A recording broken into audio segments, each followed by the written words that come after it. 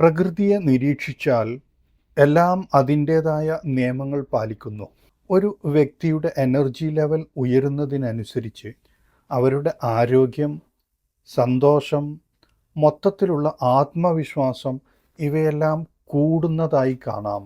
ബന്ധങ്ങൾക്കും ദാമ്പത്യ ജീവിതത്തിനും ഇതേ തത്വം ബാധകമാണ്. തൃപ്തികരവും സന്തുലിതവുമായ ഒരു ബന്ധം നിലനിർത്താൻ പങ്കാളികൾക്കിടയിൽ ഒരു നിശ്ചിത എനർജി ലെവൽ നിലനിർത്തേണ്ടതുണ്ട്. ജീവിതത്തിൻ്റെ ഓരോ വശത്തിനും അതിൻ്റേതായ രീതികളും തത്വങ്ങളും ഉള്ളതുപോലെ ലൈംഗികതയ്ക്കും അതിൻ്റേതായ അടിസ്ഥാന തത്വങ്ങളുണ്ട്. ഈ അടിസ്ഥാന കാര്യങ്ങൾ മനസ്സിലാകുമ്പോൾ മാത്രമേ രണ്ട് പങ്കാളികൾക്കും യഥാർത്ഥ സംതൃപ്തി അനുഭവിക്കാൻ കഴിയൂ. നമസ്കാരം. ഇൻറ്റിമേറ്റ് ഇൻസൈറ്റ്സിലേക്ക് വീണ്ടും സ്വാഗതം. ലൈംഗികാരോഗ്യവും മാനസിക ശാരീരിക ബന്ധങ്ങളും സംബന്ധിച്ചുള്ള പുരാതനവും ശാസ്ത്രീയവുമായ അറിവുകളും റൊമാൻറ്റിക് മോട്ടിവേഷൻ കഥകളും നിങ്ങളിലേക്ക് എത്തിക്കാൻ ശ്രമിക്കുന്നു. നിങ്ങൾക്ക് ഇതുപോലുള്ള അറിവുകൾ നഷ്ടപ്പെടാതിരിക്കണമെങ്കിൽ ആദ്യമായിട്ട് ഈ വീഡിയോ കാണുന്നവർ ചാനൽ സബ്സ്ക്രൈബ് ചെയ്യുകയും ബെല്ലൈക്കൺ അമർത്തുകയും ചെയ്യുക. പങ്കാളികളെ സംബന്ധിച്ച് ചില സാഹചര്യങ്ങളിൽ സാധാരണ ചിന്തയിൽ നിന്നും അല്പം വ്യത്യസ്തമായി ആലോചിക്കേണ്ടി വരും. കാരണം ഓരോരുത്തരുടെയും സാഹചര്യങ്ങളും ആവശ്യങ്ങളും വ്യത്യസ്തമാണ്. ഒരാൾക്ക് പോസിറ്റീവായും ആവേശകരമായും തോന്നുന്നത് മറ്റൊരാൾക്ക് അതുപോലെ തോന്നണമെന്നില്ല. ഒരാൾക്ക് പോസിറ്റീവായി തോന്നുന്ന ഒരു കാര്യം മറ്റൊരാൾക്ക് അത്ര കംഫർട്ടബിൾ ആയിരിക്കണമെന്നുമില്ല. അപ്പോൾ ലഭിക്കുന്ന സാഹചര്യങ്ങളെ എങ്ങനെ ഏറ്റവും പോസിറ്റീവായ രീതിയിൽ ഉപയോഗിക്കുക എന്നതാണ് പ്രധാനം. ഇവിടെ ഒരേ ഒരു ഫോർമുല എല്ലാവർക്കും ഒരുപോലെ ബാധകമല്ല. ചിലർക്ക് ഫോർപ്ലേക്ക് അധികം സമയം ആവശ്യമില്ല, എന്നാൽ മറ്റു ചിലർക്ക് അത് വളരെ പ്രധാനമാണ്. ചിലർക്ക് ഫോർപ്ലേ അത്യാവശ്യമാണ്. അതിനാൽ നിങ്ങളുടെ പങ്കാളി ഏത് കാര്യത്തിലാണ് കൂടുതൽ ശ്രദ്ധ ആഗ്രഹിക്കുന്നതെന്ന് മനസ്സിലാക്കേണ്ടത് പ്രധാനമാണ്. നിങ്ങൾ നൽകുന്ന ശ്രദ്ധ അവർക്ക് ആത്മവിശ്വാസവും സുരക്ഷിതത്വവും നൽകുന്നതായിരിക്കണം.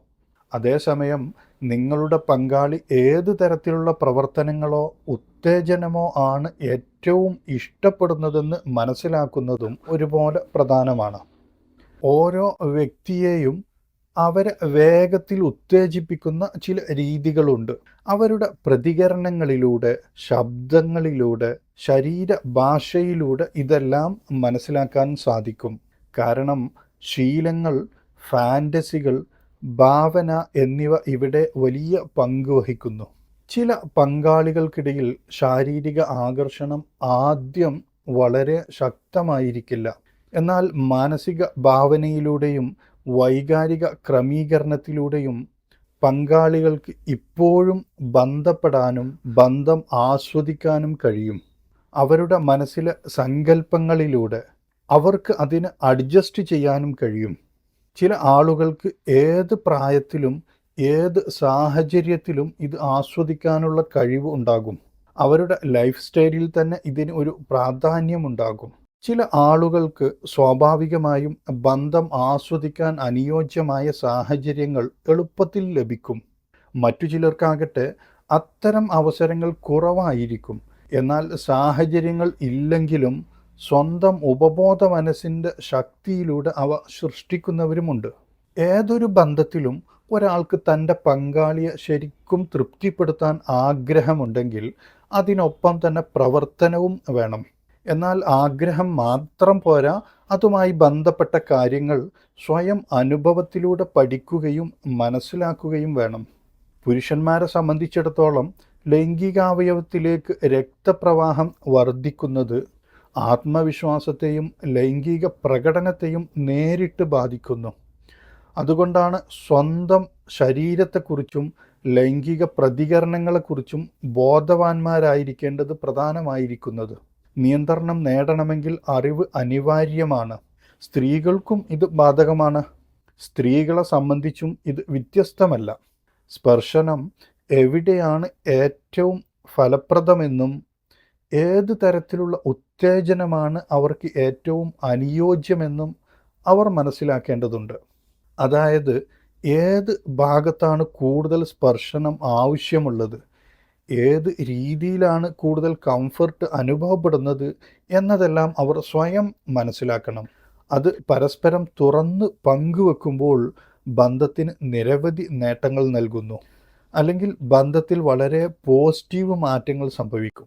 പ്രത്യേകിച്ച് സ്ത്രീകളെ സംബന്ധിച്ചിടത്തോളം മാനസിക ഉത്തേജനവും അടുപ്പത്തെക്കുറിച്ചുള്ള തുറന്ന ആശയവിനിമയവും തമ്മിൽ ശക്തമായ ബന്ധമുണ്ട്. ചില പ്രത്യേക നിമിഷങ്ങളിൽ ശരീരത്തിൽ നടക്കുന്ന രാസപ്രവർത്തനങ്ങൾ ഈ ആഗ്രഹങ്ങളെ കൂടുതൽ ശക്തമാക്കും. കുറച്ച് അനുഭവ പരിചയമുള്ള പങ്കാളികൾക്ക് പലപ്പോഴും ഈ നിമിഷങ്ങളിലെ പ്രതികരണങ്ങളിലൂടെയും ശബ്ദങ്ങളിലൂടെയും ശീൽക്കാരങ്ങളിലൂടെയും പരസ്പരം അവസ്ഥ മനസ്സിലാക്കാൻ കഴിയും. പല സ്ത്രീകളിലും അതൃപ്തിക്കുള്ള ഒരു പ്രധാന കാരണം ക്ലിറ്റോറൽ ഏരിയയുടെ അനുചിതമായ ഉത്തേജനമാണ്. അതായത് യോനിയുടെ ഭാഗത്ത് അല്ലെങ്കിൽ യോനിയുടെ മർമ്മപ്രധാന ഭാഗത്ത് ആവശ്യമായ രീതിയിൽ സ്പർശനം ലഭിക്കാത്തതും ആവശ്യമായ സ്പീഡ് കിട്ടാത്തതുമാണ് പ്രധാന കാരണം.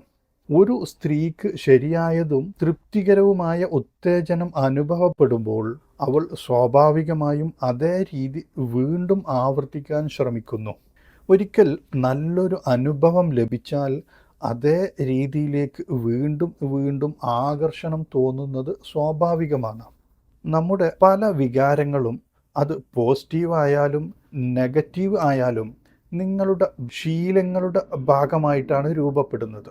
ചില പൊസിഷനുകൾ പോലും നമ്മെ വീണ്ടും വീണ്ടും ആകർഷിക്കുന്നത് അതിനകത്തുള്ള ത്രില്ലും വ്യത്യസ്തതയും കൊണ്ടാണ്. ഒരു പതിവ് രീതിയിൽ എന്തെങ്കിലും ചെയ്യുന്നതും അത് അല്പം വ്യത്യസ്തമായോ സൃഷ്ടിപരമായോ ചെയ്യുന്നതും തമ്മിൽ വ്യക്തമായ വ്യത്യാസമുണ്ട്.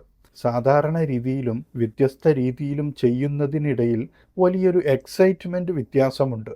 ആ വ്യത്യാസം ആവേശം സൃഷ്ടിക്കുന്നു.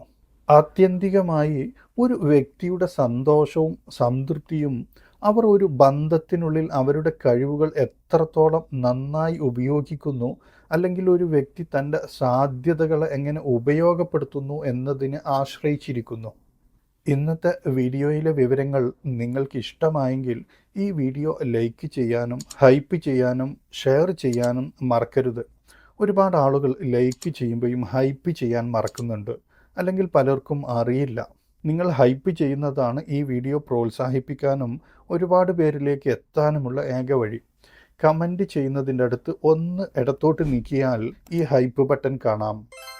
നിങ്ങളുടെ അഭിപ്രായങ്ങളും നിങ്ങൾക്കുള്ള സംശയങ്ങളും കമൻറ്റ് ചെയ്യുക. ഇതുപോലുള്ള കൂടുതൽ വീഡിയോകൾക്കായി ഇൻറ്റിമേറ്റ് ഇൻസൈറ്റ്സ് സബ്സ്ക്രൈബ് ചെയ്യാനും മറക്കരുത്.